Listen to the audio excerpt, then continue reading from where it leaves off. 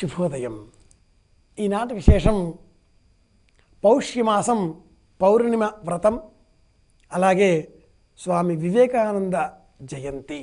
ఈనాటికి యావత్ ప్రపంచానికి దార్శనికుడై ఆధ్యాత్మికత అంటే ఇలా అన్నటువంటి మూర్తీభవించినటువంటి స్వరూపాన్ని, భారతీయ దర్శనం అంటే ఇలా ఉంటుంది అనే తన ఆహార్యంతో, వాక్పటిమతో ప్రపంచానికి చాటి చెప్పినటువంటి, యువతకు మేలుకొలుపుగా పిలుపునిచ్చినటువంటి వ్యక్తి, సంఘశక్తి, చైతన్య దీప్తి స్వామి వివేకానంద.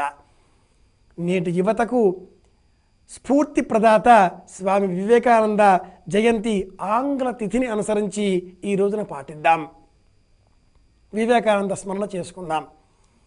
అలాగే మార్గళి వ్రతం, మార్గశీర్ష వ్రతం, ఈ వ్రత నియమాన్ని అనుసరించి 28వ పాశురాన్ని అనుసంధానం చేసుకుందాం. పర అనే సాధనాన్ని కోరుకున్నారు గోపికలంతా కూడా. పరంధాముడు ఆ గోపికలపైన అవ్యాజమైనటువంటి ప్రేమతో అనుగ్రహించే ప్రయత్నంలో ఉన్నాడు. మనమంతా ఎవరం, మేమంతా ఎవరం అన్న ప్రశ్న వస్తుంది ఇక్కడ. కరమేగల్ పిరిశన్రుకానం, కాననలలో, అడవులలో మీతో పాటు మేము తిరిగాం. పశువులను కాచుకునేటటువంటి ఏ విజ్ఞానము, చదువు, వివేకము లేనటువంటి అమాయకులైనటువంటి గొల్ల పిల్లలము మేమంతా కూడా. మాకేం చదవచ్చు? ఏమీ రాదు. కేవలం గోవిందా అని నిన్ను పిలిచాం. నీతో పాటు ఉన్న సహవాస కారణం చేత మాకు ఈ మాత్రమైన జ్ఞానం అబ్బింది. ఇంతకంటే వినయం ఇంకేదైనా ఉంటుందా? యావత్ ఉపనిషత్ ప్రపంచమంతా కూడా చెప్పింది ఇదే. గురువుని ఆశ్రయించాలి. ఆ గురువు కృష్ణ పరమాత్ముడు. ఇంతకంటే మరో మార్గం లేదు. అన్యథా శరణం నాస్తి త్వమేవ శరణం మమ తస్మాత్ కారుణ్య భావేన రక్ష రక్ష పరమేశ్వర. నీవు తప్ప మాకు వేరే మార్గం లేదు, వేరే మార్గం లేదు అని మాటి మాటికి అనుకోవడమే ఇందులో ఉండే అంతరార్థం. గోవిందా అని మిమ్మల్ని మేము పిలుస్తున్నాం. నీ వలన మేము ఇలా ఉన్నాం. నీ కరుణ చేత మేము ఏదైనా చెప్పగలుగుతున్నాం, ఏదైనా చేయగలుగుతున్నాం, ఏదైనా చూడగలుగుతున్నాం, ఏదైనా వినగలుగుతున్నాం. కాబట్టి పరిపూర్ణమైనటువంటి కళ్యాణ గుణాలతో భాషించేటటువంటి హే గోవింద, హే గోపాలక, హే కృపాజలనిధే, హే సింధు కన్యాపతే, హే కంసాంతక, హే గజేంద్ర కరుణ పారీణ, హే మాధవ. కృష్ణ పరమాత్మ భగవాన్ శ్రీమన్నారాయణమూర్తి, నీ కరుణ చేతనే మేము ఈ మాత్రమైనటువంటి జ్ఞానంతో నీవెవరో తెలుసుకునే ప్రయత్నమై భగవద్ అనుభవం కోరి, భగవత్ స్నానం కోరి, దివ్య స్నానం కోరి నీ నామస్మరణ చేస్తున్నాం. నీ భవనానికి వచ్చాం. మిమ్మల్ని దర్శించే నిమిత్తమై మేమంతా కూడా మా చేతనైనట్లుగా మిమ్మల్ని కీర్తిస్తున్నాం. పర అనే ఆ సాధనాన్ని మాకు అనుగ్రహించవలసింది. భౌతికంగా చూస్తే గొల్ల పిల్లలు తమ ఛాతీగా కట్టుకునేటటువంటి ఒక చర్మ వాయిద్యం పర అనబడే చర్మ వాయిద్యం. నిజంగా వేదాంత పరిభాషలో పరలోకం, పరమాత్మ పైన బుద్ధి, పరమాత్మ పైన ధ్యాస, పరధ్యాస. కాలానికి ఉండేటటువంటి దివ్యమైన నామాలలో సూక్ష్మాతి సూక్ష్మమైనటువంటి కాలానికి పర అనే పేరు. అలాగే అనంతానంతమైనటువంటి అగణితమైన కాలానికి కూడా పర అనే పేరు. నిరంతరం జీవుడు ఈశ్వరుడిని, పరమేశ్వరుడిని, పరమాత్ముడిని అన్వేషించే నిమిత్తమై చేసే ప్రయత్నాలలో భాగంగా భగవద్ అనుభవం ఒక ప్రయత్నం. ఇందుకు జీవునకు స్వతంత్రంగా ప్రయత్నం చేసే హక్కు, అర్హతలు లేవు.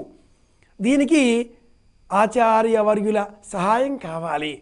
అందునిమిత్తమై తిరుపావై, అందునిమిత్తమే పనిద్రాళ్వారు సాయించినటువంటి 4000 దివ్య ప్రబంధం, అందునిమిత్తమై అందులో గోదా తల్లి అనుగ్రహించిన ఈ 30 పాటలు తిరుప్పావై. 28వ ఈ పాశురంలో ఆ స్వామిని ఇలా మనం నీతో కలిసి జీవించినందువల్లనే ఈ లోకంలో మాకొక గుర్తింపు ఉన్నది.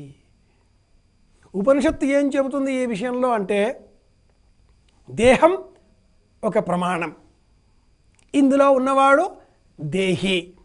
ఈ దేహాన్ని ఆశ్రయించి ఆ జీవుడు ఈశ్వరుణ్ణి అన్వేషించాలి. ఈశ్వరుడు ఇందులోనే ఉన్నాడు. మళ్ళీ ఇప్పుడు ఈ దేహం ఏమైంది? ప్రకృతి అయింది. మేమంతా కూడా ఎవరమవుతున్నాం? జీవులమవుతున్నాం. ప్రకృతి సహాయంతో జీవుడు పరమేశ్వరునికి చేసేటటువంటి అన్వేషణ తిరుప్పావై. ప్రకృతి ప్రత్యక్షంగా గమనించినప్పుడు భోజనాదికాదులు, అలంకారాలు, ఆభరణాలు, శరీరం, కర్మేంద్రియాలు, జ్ఞానేంద్రియాలు, బాహ్యంగా ఉండేటటువంటి సకల వలయాలు, వీటిని ఆధారం చేసుకొని కర్మలను ఆచరిస్తూ జీవుడు ఈశ్వరుడినికై అన్వేషించాలి. ఈశ్వరుడు మళ్ళీ ఇందులోనే, అంటే అందులోనే ఉండి అందులోనే వెతకడం, భగవద్గీతం భగవద్గీతనే అనుకోవడం, మళ్ళీ బయట లేదు, అంతా ఇందులోనే, అంతా ఇందులోనే. దేహో దేవాలయ ప్రోక్తో జీవో దేవసనాతన త్యజేత్ అజ్ఞాన నిర్మాల్యం. ఎవరికైతే జ్ఞానం కలిగి అజ్ఞానం తొలగిపోతుందో అలాంటి జీవుడు విశిష్టంగా ఉండేటటువంటి స్వరూపంతో పరమాత్మ దర్శనం చేస్తాడు. లేని పక్షంలో ప్రకృతికి లోబడి, ప్రకృతి మాయలో పడి భ్రమించి మళ్ళీ మళ్ళీ మళ్ళీ మళ్ళీ జన్మిస్తూ ఉంటాడు, శరీరాన్ని మళ్ళీ మళ్ళీ పొందుతూ ఉంటాడు. కనుక తిరుప్పావే పాశురాలని నిజంగా మనం అనుసంధానం చేసుకుంటే జీవేశ్వర సంబంధం ఇదిగో ఇలా ఉంటుంది. నీతో ఉన్న కారణం చేత మాకింత గుర్తింపు ఉన్నది, గోవిందా అని పిలిచామని గోపికలంతా కూడా అన్నారంటే అర్థం నీతో ఉన్న కారణం చేత ఈ దేహానికి ఇంత గుర్తింపు అనేటట్టుగా మనం భావన చేయాలి. ఇలా చేస్తే మనకు అంతులేనంత ఆనందం లభిస్తుంది. ప్రపంచానికి దార్శనికత్వం చూపించే విధంగా స్వామి వివేకానందుడి జయంతిని ఆంగ్ల తిథులు, ఆంగ్ల తేదీల ప్రకారంగా ఈ రోజున నిర్వహించుకుందాం. వివేకానంద స్ఫూర్తితో యువత మేలుకొని ప్రపంచానికి భారతీయ ఆధ్యాత్మిక విలువలను ఇలా పాటిస్తూ, అనుసరిస్తూ, బోధిస్తూ దార్శనికతతో జీవించాలి అని కూడా కోరుకుంటూ అందరి క్షేమాన్ని ఆశిస్తూ శుభమస్తు.